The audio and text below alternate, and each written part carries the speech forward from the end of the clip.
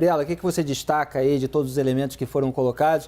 A gente gastou um tempinho aqui para explicar porque são situações complexas, envolve venda de refinaria no governo Bolsonaro, presente milionário da Arábia Saudita, agora essa demissão de um almirante ligado a uma dessas iniciativas para reaver as joias, os cargos que ele conseguiu, mas a gente conseguiu fazer toda a explanação aqui. Fique à vontade para comentar. Olha, parece história de filme até, né? Todas essas narrativas, essas histórias que a gente tem que tentar fechar para descobrir qual foi a origem do presente. Porque eu estava lendo sobre como funcionam as relações protocolares, é comum mesmo, os países do Oriente Médio têm uma tradição de dar presentes mais caros, mas não com países cuja relação bilateral não seja tão forte. Então, a Arábia Saudita não tem uma relação bilateral tão forte com o Brasil para dar um presente dessa monta, e comparado com os presentes que ela dá até para os presidentes, para os diplomatas dos Estados Unidos, o valor é muito acima mesmo, né? Saiu uma pesquisa, se eu não me engano, foi a Folha que publicou, dizendo que de 2002 a 2015, os presentes dados pela Arábia Saudita para os presidentes dos Estados Unidos chegavam em mais ou menos 33 milhões de reais, mas em anos, né, de 2002 a 2015.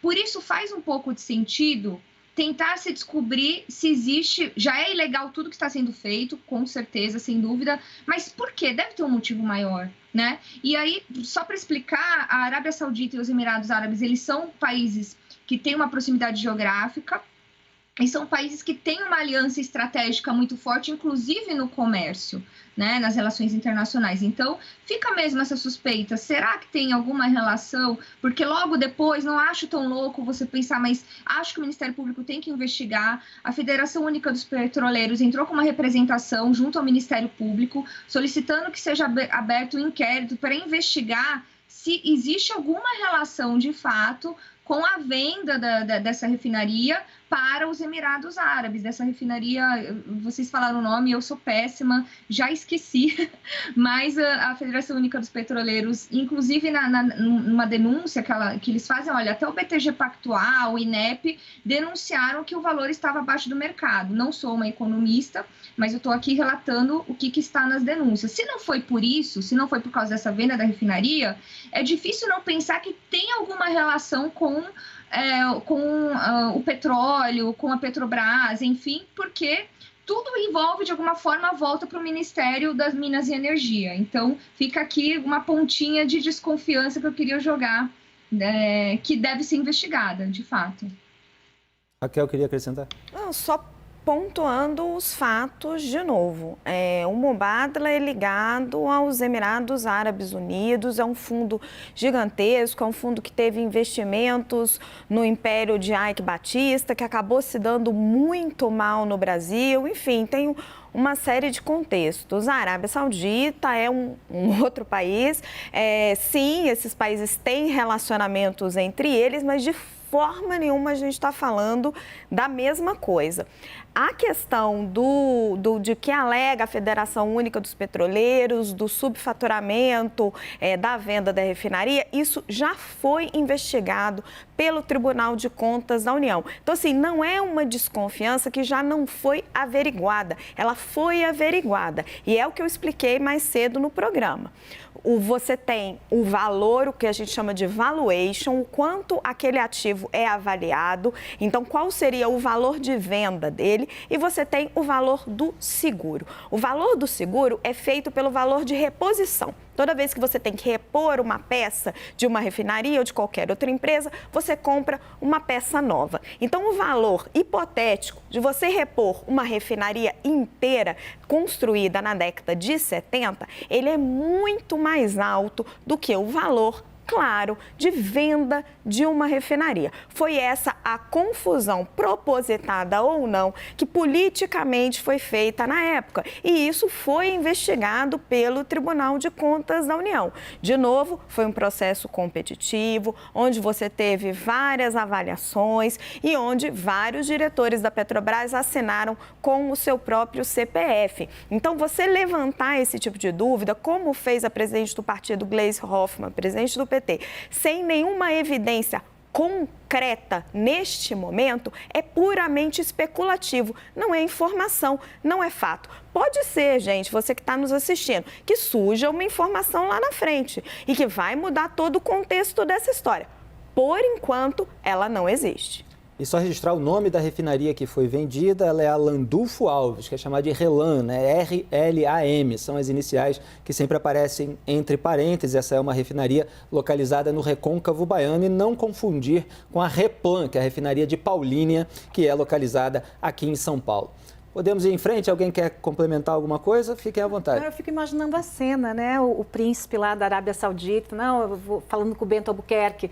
Eu vou mandar aqui um presente, aí chega com as 2 caixas de joias, né? Aí o ministro Bento Albuquerque olha aquilo lá e ao invés de imediatamente acionar o Itamaraty, certamente um diplomata estava com ele também, né? Acionar o Itamaraty, não, ele joga lá na mala, né? De um ajudante de ordens, de um assessor, daí joga o outro em outra mala, uma mochila e quebra as patas do cavalo. Quer dizer, um presente para a primeira-dama. Gente, realmente é coisa de filme e de filme de mau gosto. O relato que o Bento me fez ainda na sexta-feira, ele recebe aquele cavalo e ele diz, o cavalo foi para mim, ele diz que as caixas chegam, e aí é o relato dele, quando eles já estavam indo embora, elas chegam em caixas seladas, eles não abrem e eles colocam aquilo nas mochilas. O relato dele não teve... A bagagem ia passar de 23 quilos. Brincadeira, não pode passar do peso, bota na mochila. Relato, não se assustem se toda a responsabilidade for empurrada para o Bento Albuquerque. No relato dele... Que anda quieto, com razão. No relato dele não teve este momento da entrega dos joias do MBS, como o príncipe saudita é conhecido para ele, mas é o relato dele. E sim, já tem muitos aliados, o Jair Bolsonaro, imputando a responsabilidade ao ex-ministro Bento. Né? Imputando a mula, né, do contrabando, toda a culpa. Então, isso é bem natural do bolsonarismo. E pelo relato do Bento Albuquerque, que já parece também uma alegação de defesa em caso de investigação, não houve, portanto, essa conferência, a verificação do conteúdo, quer dizer, das joias, que a gente sabe agora são avaliadas em 16 milhões e meio de reais, portanto, entrou ali na mochila e parece realmente uma alegação de defesa. Olha, a gente não sabia aquele conteúdo. Então, o que ele está fazendo, seja verdadeiro ou não e precisa ser investigado, é dizer que não houve uma tentativa deliberada de não declarar aquele bem. Houve simplesmente a incorporação daquele material à bagagem deles e eles passaram pela alfândega com uma bagagem cujo conteúdo eles não sabiam, que é algo, né, que gera suspeita, que gera desconfiança, porque sempre tem aquela averiguação de aeroporto, até as perguntas, né, tem alguma coisa que te entregaram, que você não sabe, quer dizer, você viajar, você pegar um voo internacional com uma bagagem, com algum tipo de conteúdo, com uma caixa fechada, que você não sabe aquilo que tem dentro, quer dizer, em geral as pessoas conferem, porque senão elas podem responder para as autoridades em relação àquilo.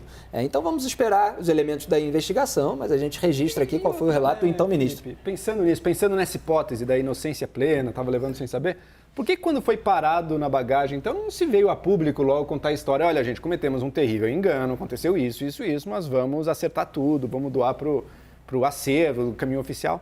Nada disso foi feito, foi tudo embaixo dos panos com uma série de pedidos. Não falou do segundo pacote? Com uma série, e nem falou do segundo, com uma série de pedidos tentando tirar aquilo ali fora do formal. Então, tem dois pontos na narrativa do ministro Bento, que eu até tentei entrar em contato com ele de novo depois e não consegui, que é o que me chama mais atenção. Primeiro, porque que alega a Receita Federal e alegam 2 ministros de Estado com os quais eu conversei, que foi dada a ele a opção de ali no aeroporto, uma vez que as joias foram descobertas, declarar aquilo como um bem de Estado e aí não teria que pagar imposto. Sim. E ele teria se recusado. Eu não consegui confirmar com ele se isso verdadeiramente aconteceu. Ele não me deu resposta. E um outro ponto, uma outra questão é que na sexta-feira ele estava muito aflito de dizer que, a bem da verdade, para esclarecer os fatos, ele nunca tinha comunicado à primeira-dama, Michele Bolsonaro, que aquelas joias eram para ela, que ele teria dito, a hora que ele viu as joias, falou, olha, esse é um presente para a presidência da República, então, como são joias de mulher, deve ser para a primeira-dama Michele Bolsonaro. Só que depois, quando os documentos aparecem, tem vários ofícios da presidência da República pedindo as joias. Então, não é algo só do Ministério de Minas e Energia. Tem ofícios do Itamaraty, tem ofícios da própria presidente da República, tem o avião da FAB, que o assessor do Bolsonaro manda lá diretamente. Então, assim, como que Bolsonaro e Michele Bolsonaro não sabiam e a presidência da República estava fazendo esforço para recuperar as joias? Assim, são esses dois pontos que me causam muita estranheza. E entre essas tentativas, só para concluir, para a gente avançar aqui no programa, a Raquel citou aqui os ofícios, teve um que foi justamente do gabinete pessoal do então presidente Jair Bolsonaro. Foi feito ali pelo chefe de gabinete adjunto de documentação histórica, o Marcelo da Silva Vieira, solicitando o encaminhamento das joias para análise quanto à incorporação ao, aspas, acervo privado do presidente da República ou ao acervo público da presidência da República. Isso que ele fez, que eu chamei aqui já no programa a tentativa na base do se colar colou, isso não existe porque os procedimentos são diferentes, definidos por lei. A Receita Federal precisa saber se aquilo vai para a União e a União não tributa a si mesmo ou se aquilo vai para o acervo pessoal de alguém e aí é preciso pagar as taxas. Que são cobradas por valor, em relação a valores acima de $1.000, etc. E a gente está falando aqui de 16 milhões e meio de reais. Então, essa tentativa soa sorrateira, soa uma tentativa de você liberar aquele material na base da lábia para depois averiguar se ainda existe a possibilidade de aquilo ficar da posse do presidente da República, né? E já há piadas sendo feitas em Brasília de se Jair Bolsonaro entregaria ou não para Michele, etc. Mas aí a gente já entra no terreno da galhofa, né?